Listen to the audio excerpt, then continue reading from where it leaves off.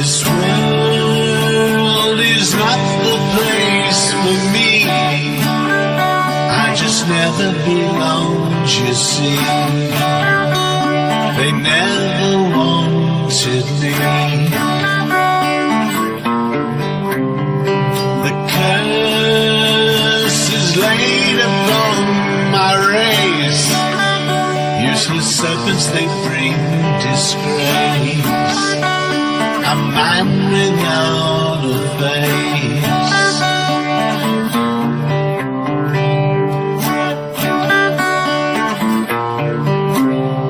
The sands of time, they pass again.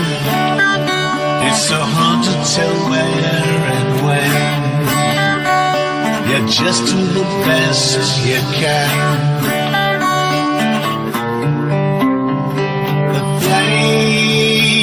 Will burn away the waste. All the lies that they told erased. A man without a face. A man without a face. A man without a face. A man without a face. A man without a face. A man without a face. A man without a face. A man without a face.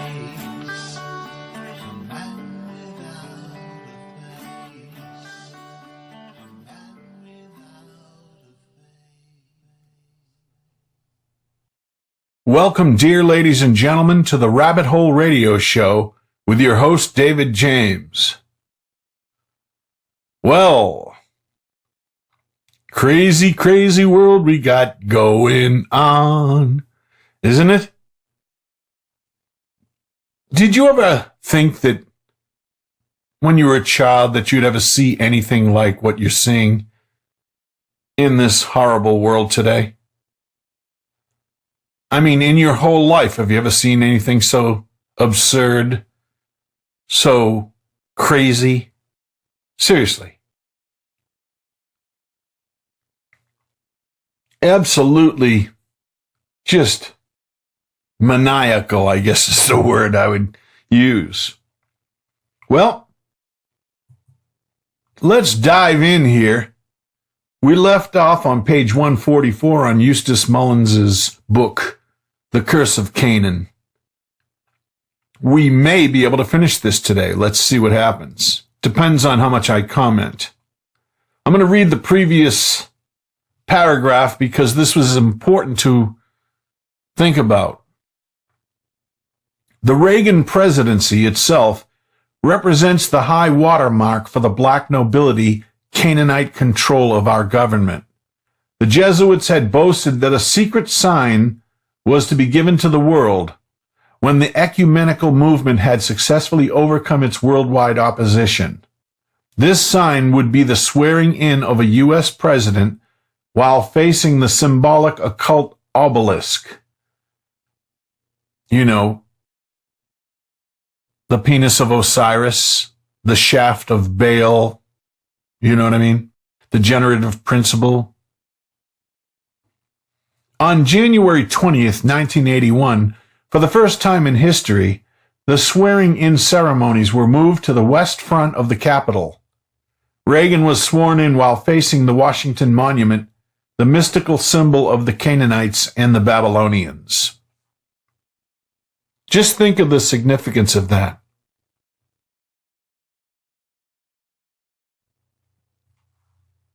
Battered by the inflation and extremist policies of the Carter administration, a weary American populace hailed the Reagan election as a genuine turnaround for their government.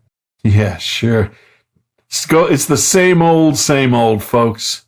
The Reagan staff was selected from such right-wing, quote-unquote, organizations as the Hoover Institution, Heritage Foundation, and American Enterprise Institute.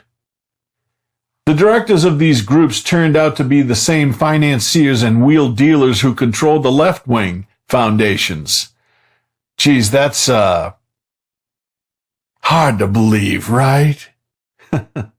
It's just incredible, man. It really is.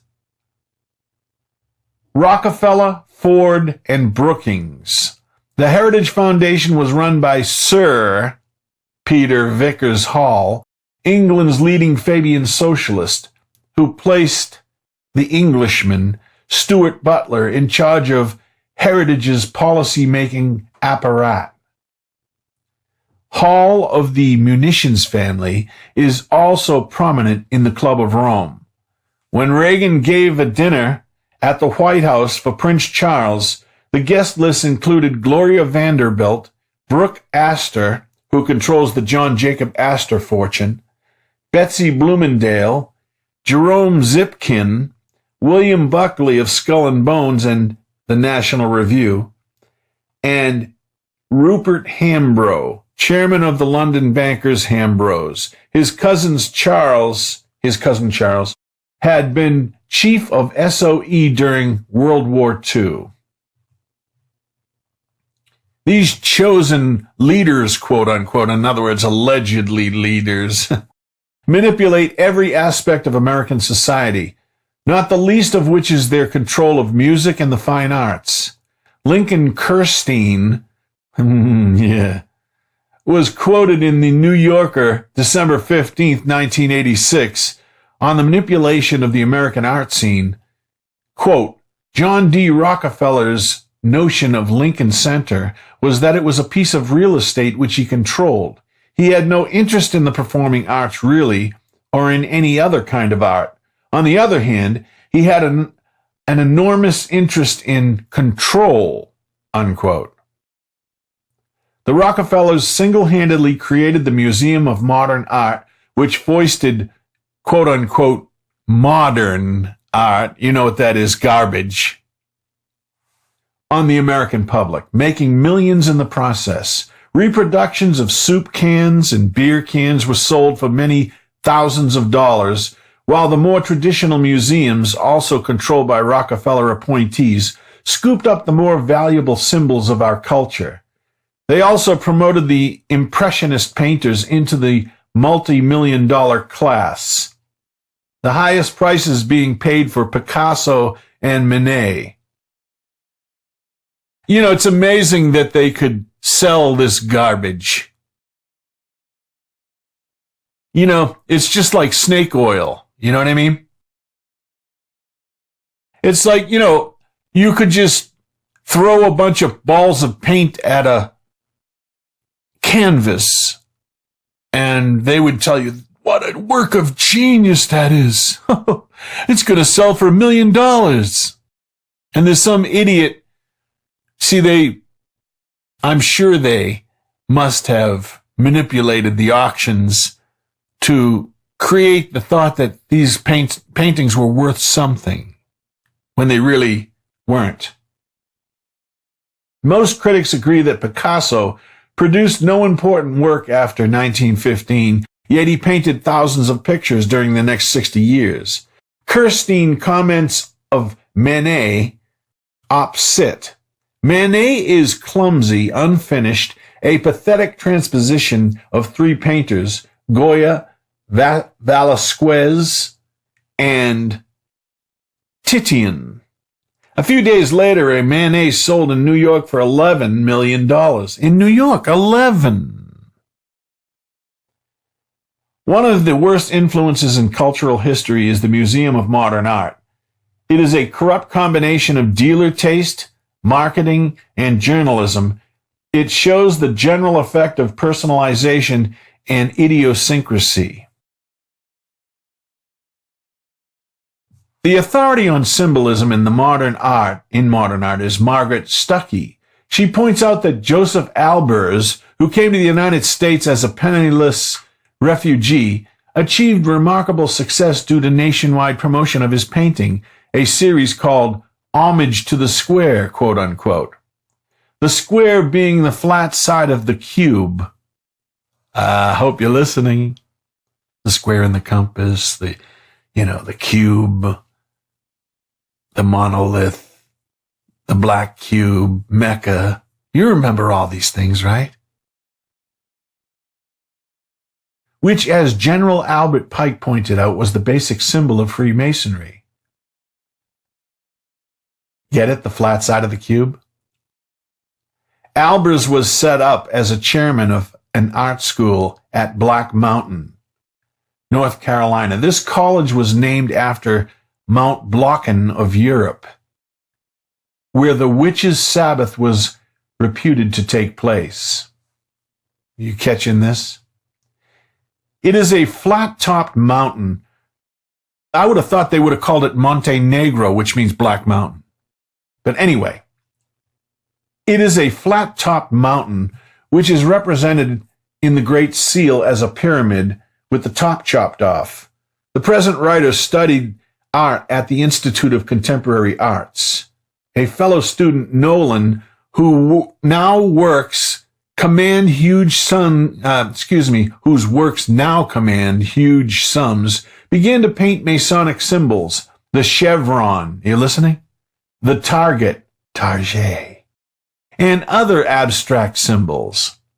So-called non-representational art is not non-representational at all. It is the secret reproduction of occult symbols. Salvador Dali spent years studying occult symbolism at the previously mentioned Papus Institute in Paris.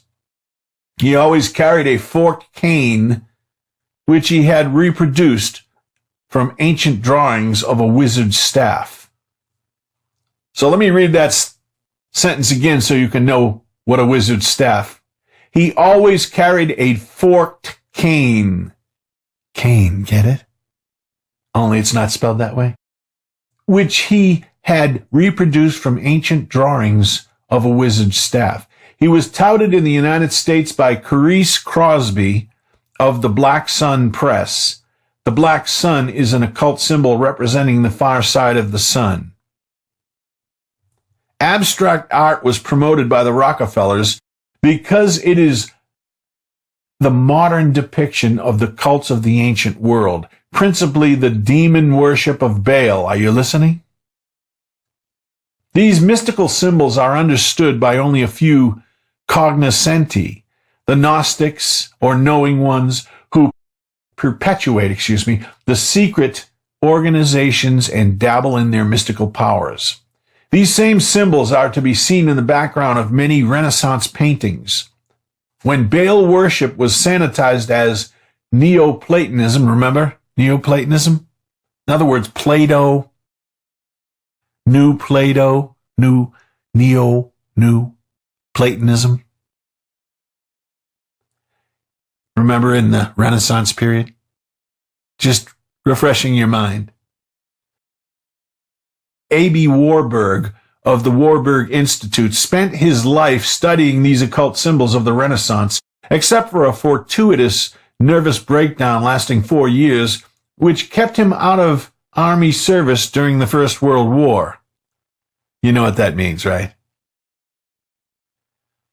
Warburg traced the development by which the classical representation of deities in art were transformed into occult symbols by the artists of the Renaissance, in which they now appeared in a demonic mien.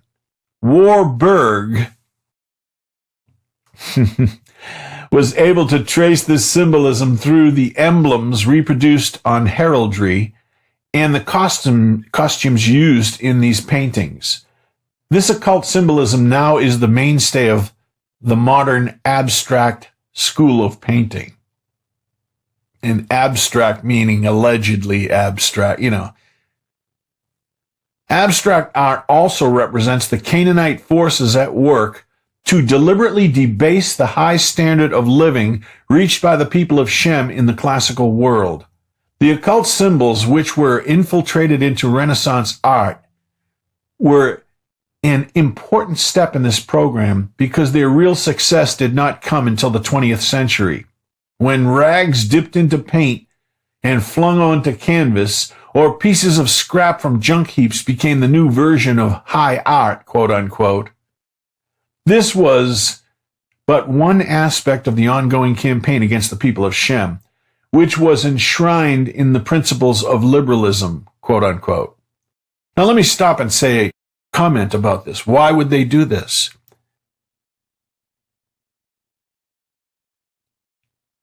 Well, let's just say you're the people of Shem and you make this high quality art. And what the Jews do is they come along and they put this cheap garbage out and they transform everyone to believe that the cheap garbage is more important than the other art, which puts the people of Shem out of commission. You understand what I mean? Also, it just ruins beauty. See, there was once a beautiful world here, so to speak. See, the music and the art that was once beautiful, that was once classical music, that was once beautiful artwork and beautiful buildings and all these different things, the thorns, aka the Canaanite Jews, Edomite Jews, have made the world into an ugly place like they are. Gargoyles, you know. They've made the world, the art is ugly. The music is music of hate instead of love now. People used to fall in love listening to music, as I keep telling you that couples would fall in love maybe by hearing a certain song, and it would be their song. There is no more of that anymore. They don't want people to fall in love. They want people to hate. So everything is darkened. It's made ugly. It's stained. See, beauty going with the beast destroys the beauty. See, because if beauty went with her own kind, the beauty would continue. Understood? Beauty and the Beast is just another promotion of race mixing. Another promotion of the Dracula in union with the Anglo-Saxon woman, sucking her blood, subsisting off of her.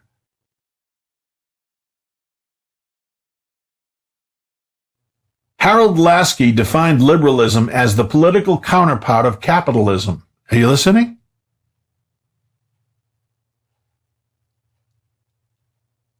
Let me read that again. Harold Lasky defined liberalism, listen, as the political counterpart of capitalism. Liberalism is also the political program of Freemasonry, which has always been anti-capitalist, aka communist. It is especially opposed to the development of modern technology, which dealt the death blow to the profitable slave trade of the Canaanites as machines replaced the use of slave labor. Notice how in the Asian countries, slave labor is still continuing on? Did you notice that? The United States, which they are of the dragon, the people of the dragon, the seed of the dragon's seed. The United States is now the forefront of the Masonic Canaanite conspiracy to dismantle the modern industry, which has been developed by the people of Shem. As a result, we now have the Rust Belt, miles of, deserted factory buildings, from the East Coast to the West Coast, thousands of independent farmers driven off their farms by loan capital, ruined because they were independent producers, or kulaks, there's that word again, and a threat to the Masonic Canaanite control of capital. Remember I told you that they created the articles of interdependence? Remember I told you that we have more oil in our country than any other country in the world, and there's no reason why we should be buying it from anybody else at crazy prices. The only reason is so that there'd be a Jew middleman. And so we wouldn't be able to have cheap gas, which makes it harder on us, you understand? See, if we bought the gas here, remember Gaddafi was selling gasoline for about 18 cents a gallon, I think it was. It was either 14 or 18 cents a gallon. Because he wasn't using the middleman. And they had plenty of oil in Libya. See, they don't want us to have anything at all. So, the linchpin in the Canaanites program to just, by the way, I'll tell you what kulaks are. They were people in Russia that had more than 8 acres of land. They were farmers, the middle class, so to speak. They had their own farms and they did well with them. They don't like the kulaks. They don't like the farmers.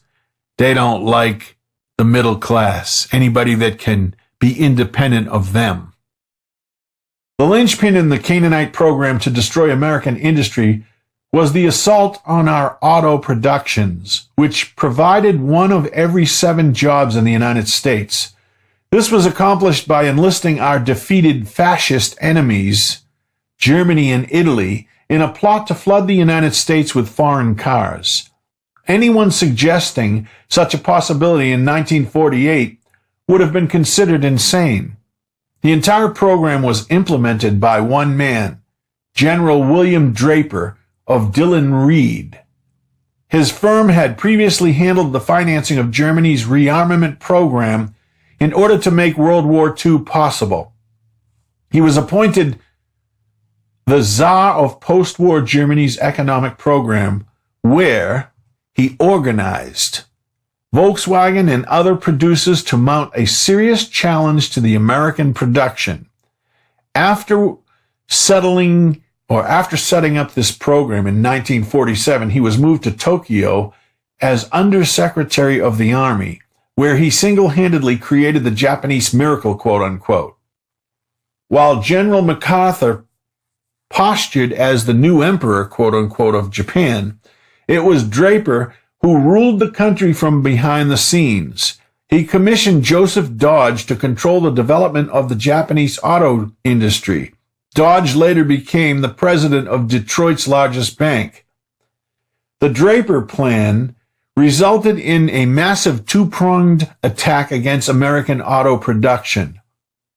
The result was bankruptcy for thousands of small producers throughout the United States, who turned out parts for Detroit's mass production.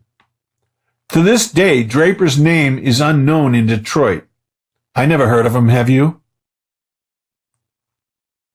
Despite the fact that he brought the city to its knees. It was a typical operation of the Masonic Canaanites. You see the many purposes of the war, folks? See, they use America and America's money to destroy Germany so there is no more protection for Europe. And then they destroy America at the same time. See? Every agency of the federal government, the communist government, has now been enlisted in the campaign to destroy American industry and production. Tell me that's not true. Haven't they done just that? And now that we have a service economy and we have adapted and succeeded and have lived through it, now they want to destroy those businesses, you see? You see what's going on? The principal weapon is the Internal Revenue Service, which seeks out and destroys anyone who is engaged in the productive use of capital. The IRS moves in and confiscates all assets so the business can never again go into production. This is a deliberate policy.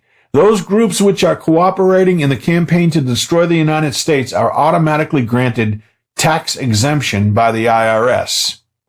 Whether through reducing our production capacity, encouraging homosexuality to reduce reproduction, or to defend the United States against its internal or external enemies who are headquartered in Washington, the special fury of the IRS is unleashed against any American who is considered a patriot, quote unquote, or even a conservative, quote unquote. Now, isn't it interesting that I would also mention this? They control farms and tell them what they can and cannot grow. Why? Because they can limit the production, you see? They can reduce the production capacity that way. That's what it just said right here. See?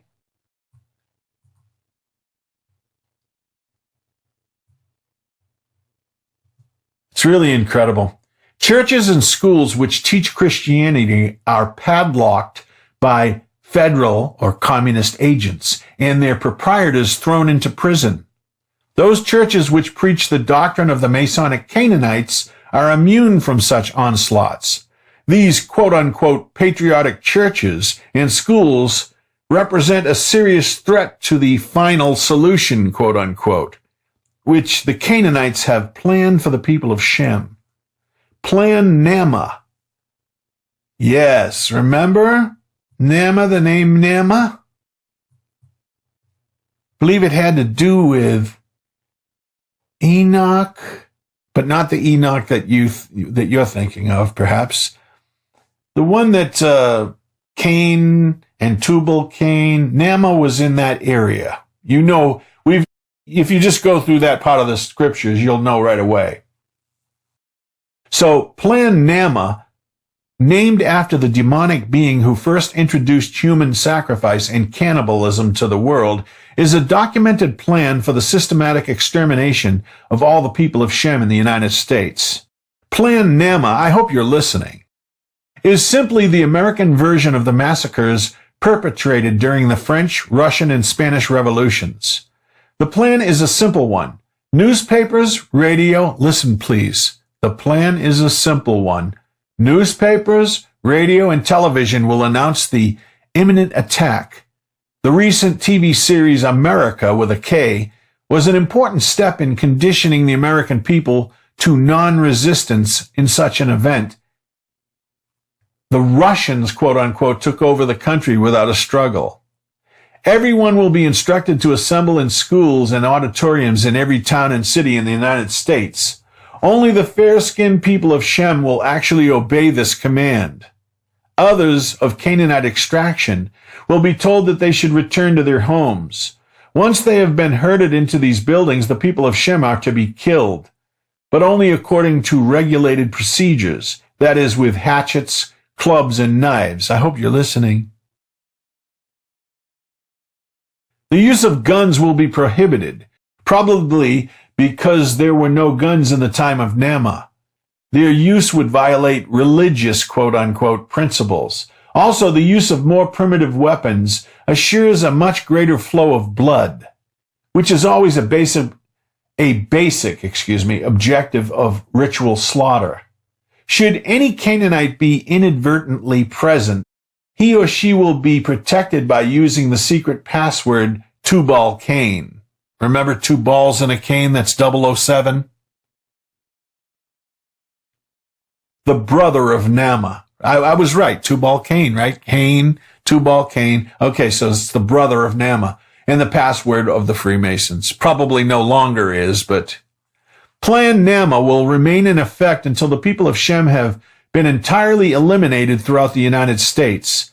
The teams of specially trained killers will be provided by the hordes of immigrants, quote-unquote, who have been imported into the United States during recent years specifically for this program. Are you listening? So you can see it doesn't just include America, right?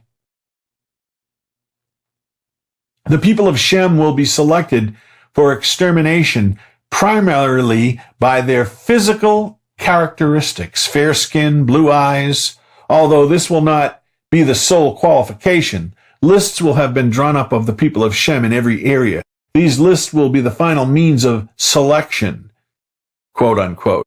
This will be the final strike against the blue bloods, quote unquote, a term which originated after the Moors had invaded and conquered Spain, the Iberian Peninsula, home of Eber, the people of Shem.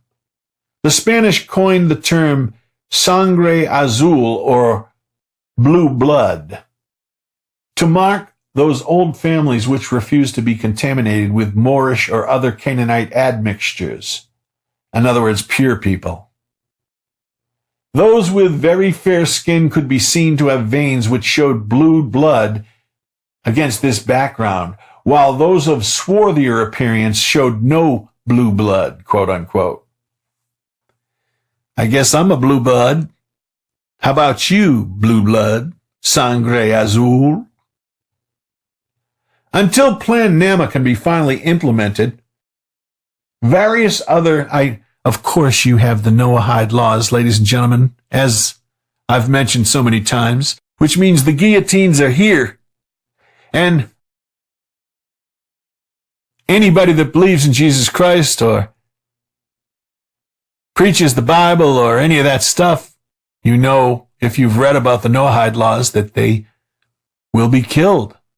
People like me that teach about Yahweh, teach about the Bible, of course. It's all about bloodshed, folks. You see, they are so hungry to have a world full of mongrels, they don't want any purebloods to be left. Because that would mean that there'd still be some purity and some beauty in the world. You see? So I'm going to start from here again. Until Plan Naamah can be finally implemented, various other plagues. Are you listening? Are to be visited on the American people by the Masonic Canaanites, such as the current plague of AIDS. Do we just hear about how these vaccines are causing people to be HIV positive again, by the way? See, let me read the thing again. Until Plan Naamah can be finally implemented, various other plagues are to be visited upon the American people by the Masonic Canaanites, such as the current plague of AIDS. On January 30th, 1987, the press carried headlines by the National Director of Public Health, Otis Bowen, that AIDS might kill millions. On the next page was an interview with Bishop John Spong, Episcopal Bishop of Newark, urging ministers to bless and recognize homosexual relationships as committed partners, quote unquote. He announced that he would bring the matter up for discussion at the Congress of Bishops in Chicago. Of course, in Chicago. A few days later, a Unitarian minister, Reverend Carl Fitchener, I guess that's how you'd say it, passed out condoms on Sunday to his congregation. It was later revealed that he had been convicted of assault and was also charged with parading naked before a group of Brownie Scouts. These ministers represent a widespread group, which actively promote promiscuity and homosexuality, which is actively encouraged by the courts.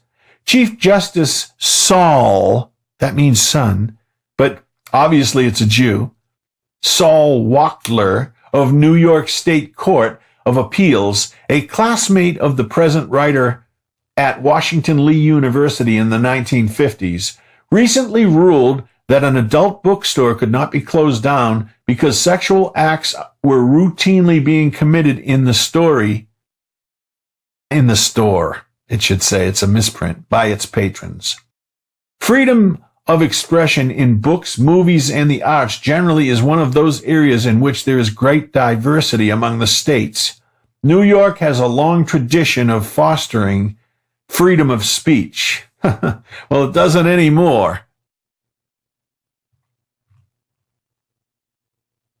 The hero of the Canaanites is Freud, who actively promoted the use of cocaine for his patients. In other words, he's a fraud, he's a Jew. Freud was the one that said that secretly we all wish we could have sex with our mothers. That wouldn't even cross my mind.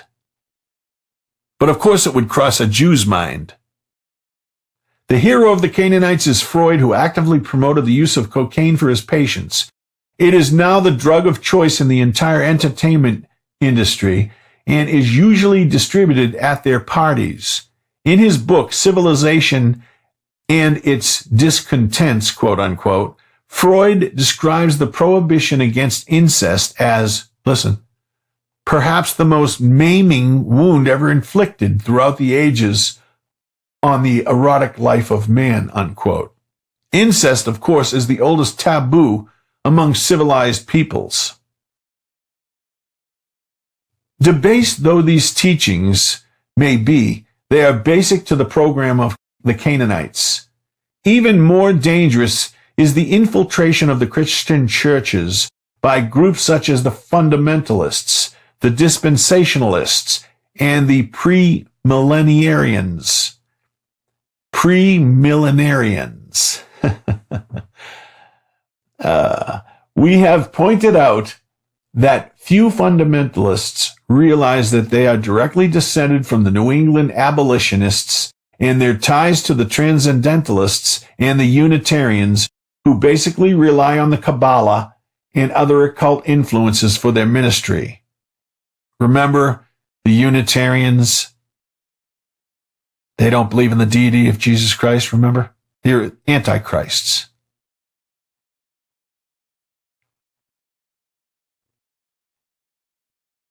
This will come as a shock to those who have accepted the teachings of these groups. But the historical record is clear.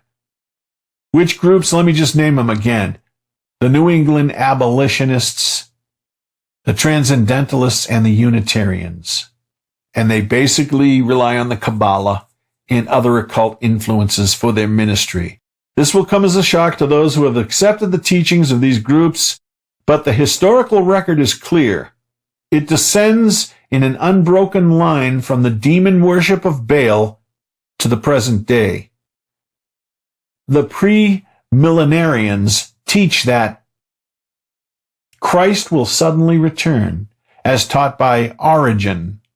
Another offshoot, the post-premillenarians, teach that Christ will return and reign for 1,000 years. During this period, Jews will be converted. Folks, there is no period where Jews will ever really truly convert. It's such a lie. The dispensationalists believe that the time is approaching when man will be tested for his obedience to some specific revelation of the will of God.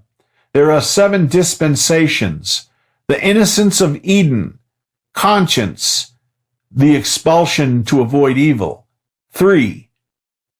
That was 2. Conscience, the expulsion to avoid evil. 3. Human guilt, including capital punishment by government. 4. Promise and blessing to the seed of Abraham. 5. Law, the disciplinary system. 6. Church belief in the gospel of Jesus Christ. And 7. Jesus' kingdom, the millennium, with God's promise to Israel fulfilled. Satan's final rebellion when he is cast into the fire. Christ delivers the kingdom to his Father. The promises of these groups, which deluge millions of television viewers each day through radio and television and multi-million-dollar TV ministries, are based upon misrepresentations. The dispensationalists claim that their doctrine is based upon Christ's parable of the fig tree, which actually refers only to nature and the physical seasons. It does not apply to Israel or any other nation. Let me stop right there. The fig tree is the Jews. Okay, maybe Eustace just doesn't know this. the reason why, see, we as Israel are the olive tree. And Dr. Wesley Swift was just going over this very thing, that all these different false religions throughout the world have the fig leaf on them, which is proof that the Canaanite, Edomite Jews control these religions. You see? So Eustace is not right in this particular case, but that's okay. You can't know everything. You know what I mean? So he's saying that the fig tree, which actually refers to only nature and physical seasons, that's not true. He says it does not apply to Israel or any other nation. In spring, when the fruit of the Palestine fig made its appearance before the leaves, it was a certain sign of the approach of summer. Jesus used this parable in connection with his great prophecy, in which he delivered during Passion Week, in which he foretold the destruction of Jerusalem and the temple. Eustace, you're close. The end of the age and general judgment. Dispensationalists are now asking on television that we watch for the leafing fig tree as a sign from heaven that we should support the Canaanite invaders of Israel. You see, that's what the rebudding of the fig tree, or the leafing of the fig tree, it's called. See, people believe that that's when the Jews go back to Palestine and set up Israel, which they have already done, right? See, that this would be a sign from heaven that we should support the Canaanite invaders of Israel. We should never support them. You see? You see how that works? The leafing fig tree, you see? So the fake preachers on the television are now asking on television that we watch for this thing that's happening there as a sign from heaven that we should support these Jews that are invaders of Israel. The Canaanite propagandists operate $1 billion industry in the United States, which masquerades as a religion, quote unquote. If it were true religion, it would not automatically obtain tax exemption from the IRS, as each of these groups does. They are granted tax exemption by the government because they are broadcasting a message which the government wants the American people to receive. You listening? What is this message? Are you listening? It is the false doctrine that it is not the people of Shem to whom God made his promise, but to the spawn of Canaan, those who live under the curse of Canaan. Typical of the Canaanite propagandists is Jim Bakker. Yes, you remember him? And he's back again now too. And of course I told you Bakker, he uses the double K here. I told you that years ago when I saw this fellow, I didn't watch him I saw him here and there, and I could see the demon in this fellow. And yes, I believe he is a Jew, yes. He's got that real wide mouth. He's a creepy little Jew. He says, typical of the Canaanite propagandists is Jim Bakker, head of PTL. Praise the Lord. Praise the Lord. You get it? The Lord? Baal? Praise Baal? Huh? In 1980, Bakker published a book, Survival to Live, in which he rejoiced in the execution of Haman and the massacre of the women and children of the people of Shem by the blood-crazed Canaanites. Bakker denounces Haman as one who had threatened the Canaanites, as told in the book of Esther. Bakker terms the Canaanites the anointed ones of God. Are you listening? Let me say it again. Bakker terms the Canaanites, the Jews, the Edomites, the anointed ones of God. The television propagandists claim that these anointed ones, quote unquote, the Canaanites, Edomite Jews, are the true people of Israel, and that God promised them the land of Israel. Not only is this blatant falsehood, it is also highly profitable. Bakker joined Christian Broadcast Network in 1965, having learned the propaganda line. He branched out on his own. He now has 129 million a year industry that operates. You see in the number there? 2 and 9 is 11.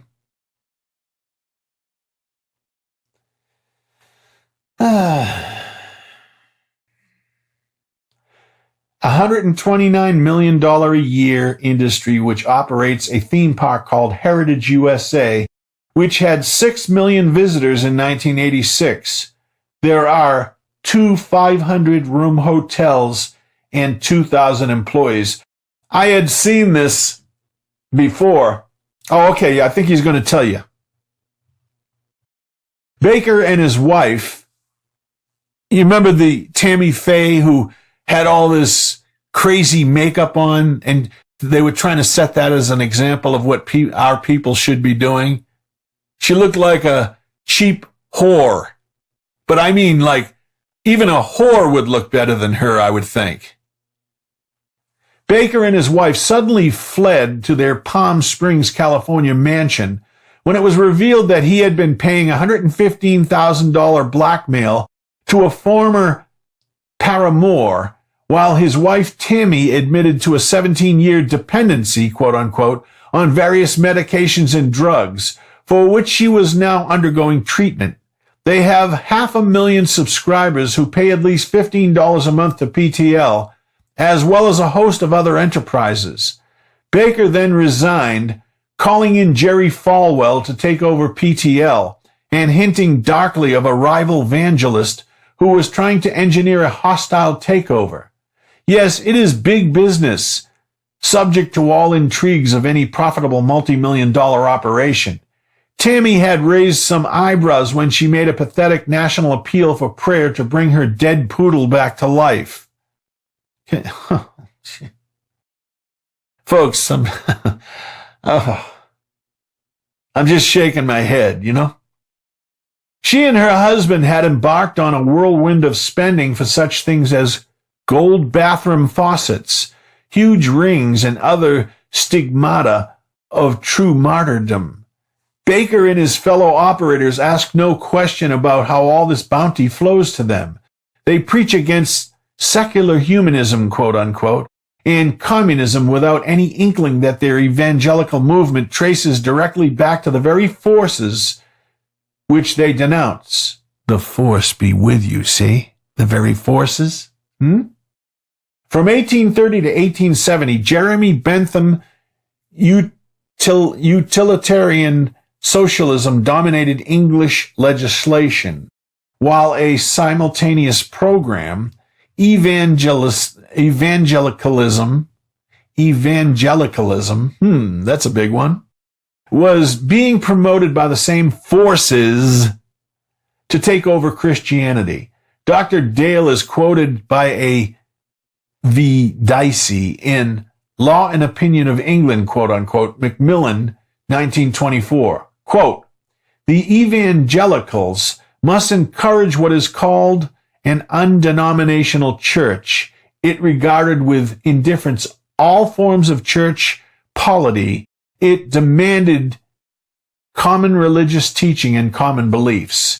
It cared nothing for the church as an august society of saints. In short, evangelicalism, the forerunner of our present crop of Canaanite propagandists, was first of all ecumenical. Second, it cast aside spiritual heritage of the church in favor of a robust dedication to fundraising and political propagandizing for goals rarely openly revealed. The Evangelical Alliance was formed in London in 1846. A branch was soon formed in the United States, which was first known as the Federal Council of Church of Christ, and is now known as the National Council of Churches of Christ, a left-wing propaganda group. Remember I told you that they promote liberation theology?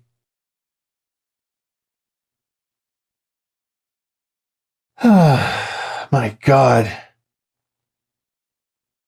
Yet it shares the same origin as that of the television evangelists who claim to be anti-communist. What is this origin? Wow. All right, well, let's continue. The evangelical movement was sponsored by the same British intelligence leader, Lord Shelburne, who had directed the French Revolution. Shelburne imported a French radical into England, Etienne Louis de Monts of Paris, who was the disciple of Count Saint-Simon, the founder of social science, quote unquote. Dumont's principal English disciple was Jeremy Bentham, now known as the father of utilitarianism. Shelburne had become the power behind Britain's political scene by lending William Pitt, the Prime Minister, large sums of money. After Pitt's death, the British Treasury was obliged to pay off these debts, amounting to £40,000. Because of his international intrigues, Shelburne was the most feared and hated man in England. Edmund Burke called him a cat-a-line or Borgia in morals. He was known publicly by a contemptuous nickname, Malagrida. The press caricatured him as a Guy Fawkes, preparing to blow up his own comrades. Henry Fox called Shelburne a perfidious and infamous liar. King George III called him the Jesuit of Berkeley Square.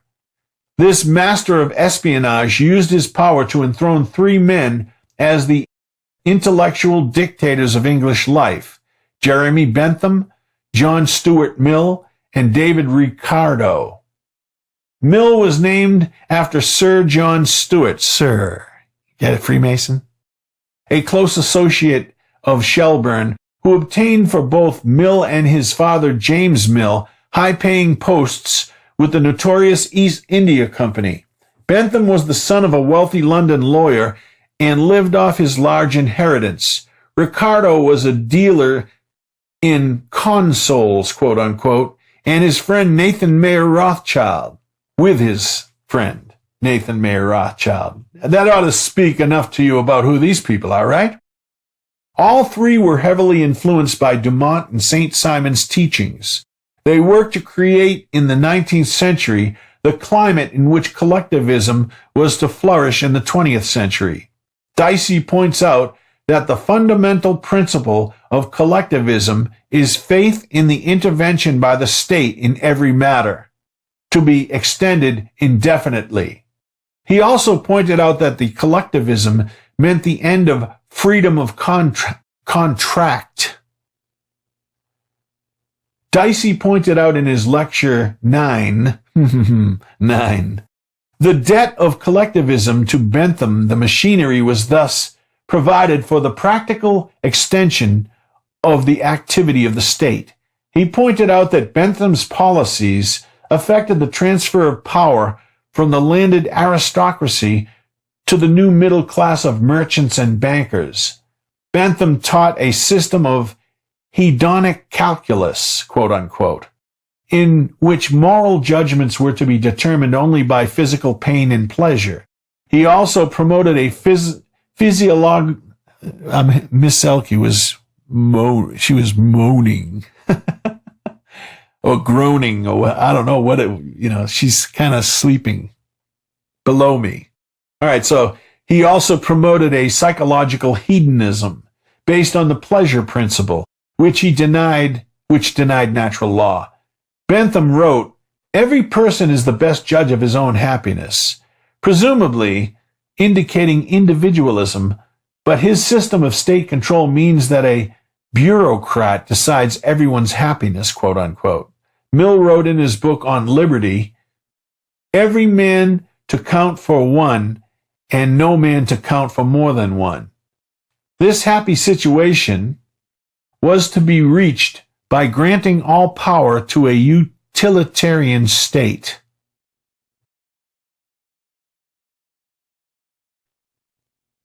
This group also promoted anti-slavery, the anti-slavery movement in the United States, which culminated in the Civil War.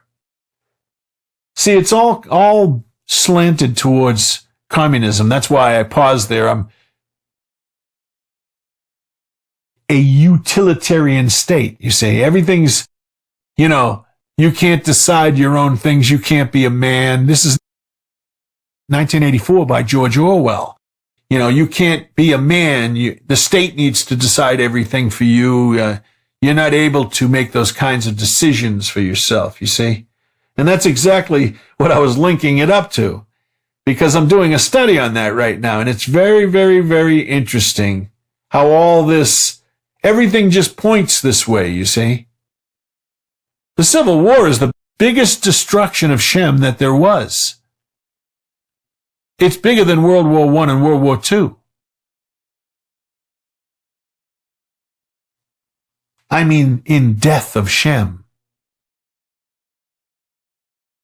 So, Dicey says that this installed collectivism in Europe, Bentham's body was embalmed and is now on display, dressed in his usual clothes, surmounted with a wax head at University College London. The reader may doubt that a case has been made here that the same forces of British intelligence, the Bank of England, and the East India Company, which foisted totalitarian it's hard to do both of these once. You try it. Totalitarian utilitarianism. I could do it now, though. That's easy. Also known as communism. That's what I was looking at. That's exactly what I was thinking about right back here, folks, when it said that this happy situation was to be reached by granting all power to a utilitarian state. See? That's exactly what I was thinking about communism. And that's what it just said right here. See?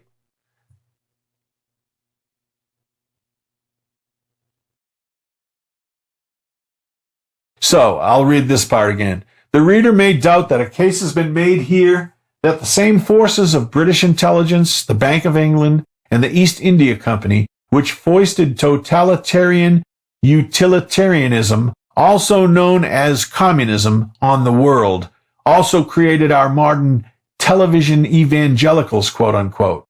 However, the line of descent is clearly drawn from the demon worshippers of Baal to their emergence in a more intellectual mien as Pythagoreans, Platonists, Neoplatonists, the Enlightenment, and the French, Bolshevik, and Spanish revolutions.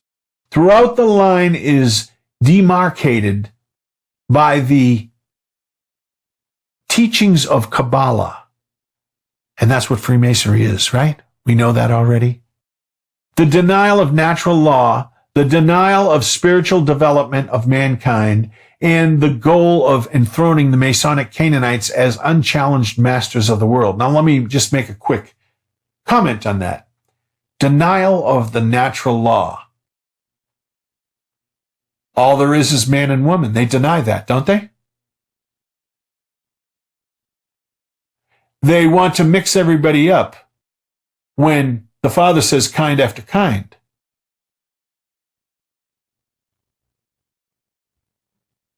That means a race is a kind. It means that kind after its kind. You see, it doesn't mean that we mix races.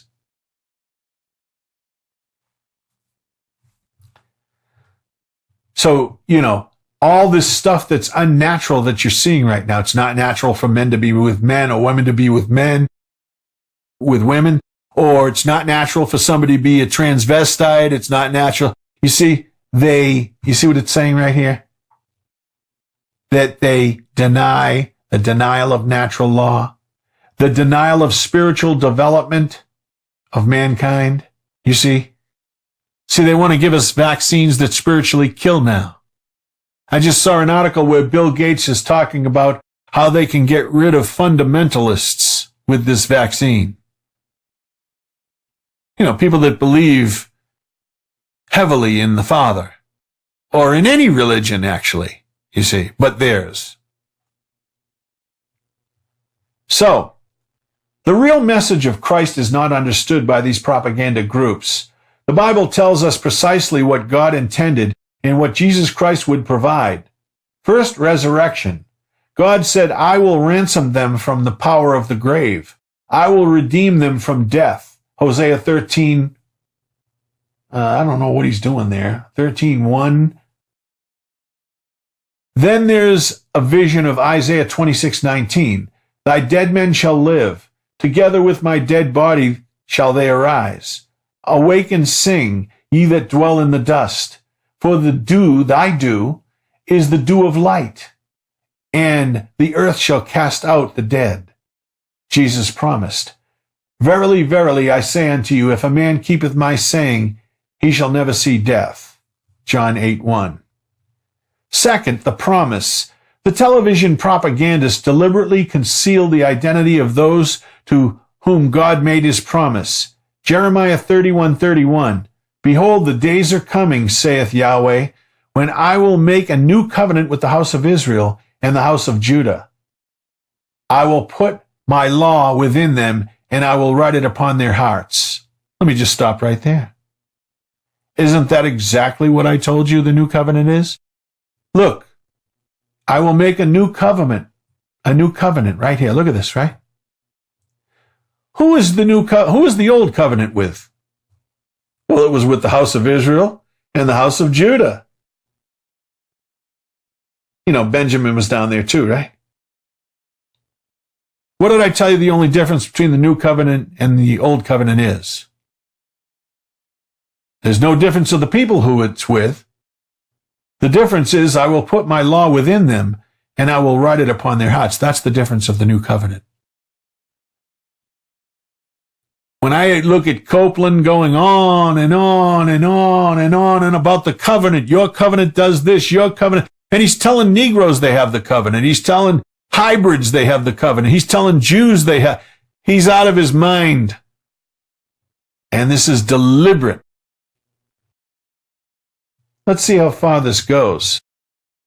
Okay, I think we're just going to finish this. We're a little over time right now, but we'll just finish it.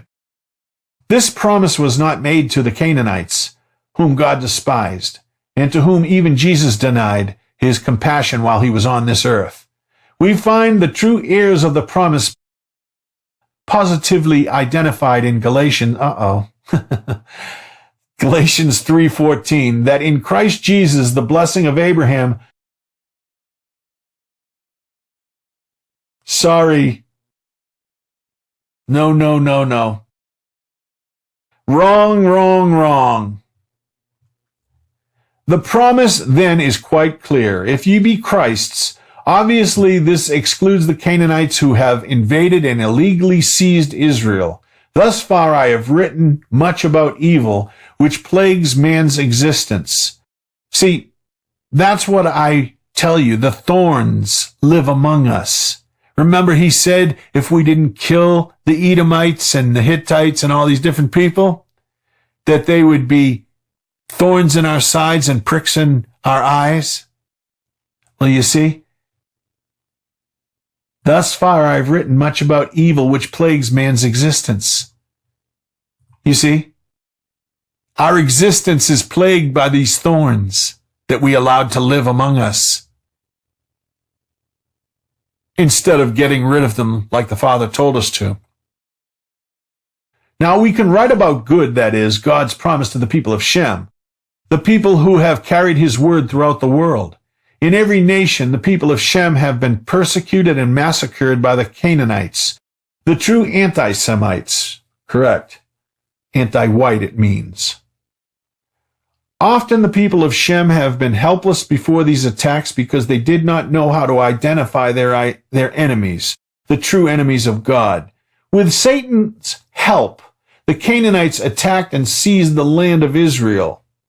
The Bible says, if ye be Christ's, his possession, then you are the true heirs of Israel. The Canaanite invaders now occupying Israel are not Christ's. In other words, his possession, his sheep. They are the revilers and mockers of Christ. Thus, God's anger is not only against the Canaanites, but also against God's people, the people of Shem, who have allowed this blasphemy of God. Hundreds of American youths were recently killed in Lebanon because they have been sent there by the Washington Canaanites, not to fulfill God's promise to the people of Shem, but to aid the Canaanites in their satanic atrocities. Now God waits for the people of Shem to rally to their mission, to launch a new crusade to regain the Holy Land from the Masonic Canaanites. The sordid conspirators, and their multi-million-dollar propagandists must be challenged. To whom did God make the promise? To Abraham's seed, those of Christ. Not one of the million-dollar publicists for the Canaanites will mention this in their highly paid television ministries. They must be exposed as mockers of Christ. Well, they're anti-Christ. Right. They must be challenged with the truth. That's exactly what I do. We have been persecuted because we have fallen into the trap of the world, the dualism which offers us the choice of following God's will or of passively joining the Canaanites and accepting Satan as the leader, which means participating in the shedding of blood and the obscene rituals of human sacrifice. Today, America is obedient to the will of Canaan, engaging lechery, robbery, and international Masonic conspiracy.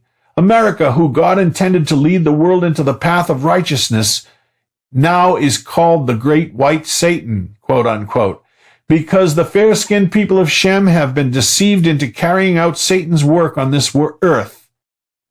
The choice is one which must be determined and made, and the decision is not far off. Will the people of Shem accept God's promise to Abraham, or will we continue to allow ourselves to be deceived by the satanic Masonic order of Canaanites? There is nothing in between. If we persist in doing satanic work of the Canaanites, America will become nothing. Well, America is nothing now, ladies and gentlemen, and that completes this book. Next time we'll move into Murder by Injection by Eustace Mullins. At the end of the Rabbit Hole radio show, I usually give a good piece of advice, and that is, don't go down the wrong hole.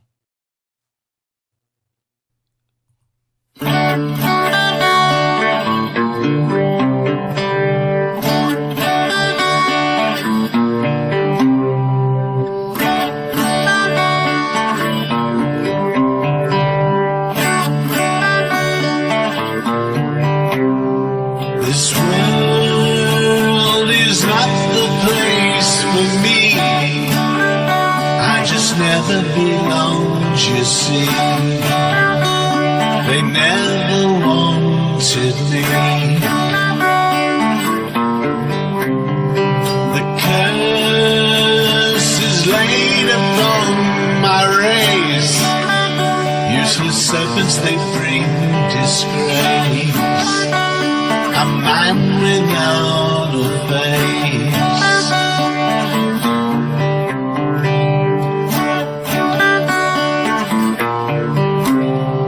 The sands of time, they pass again. It's so hard to tell where and when. Yeah, just do the best you can.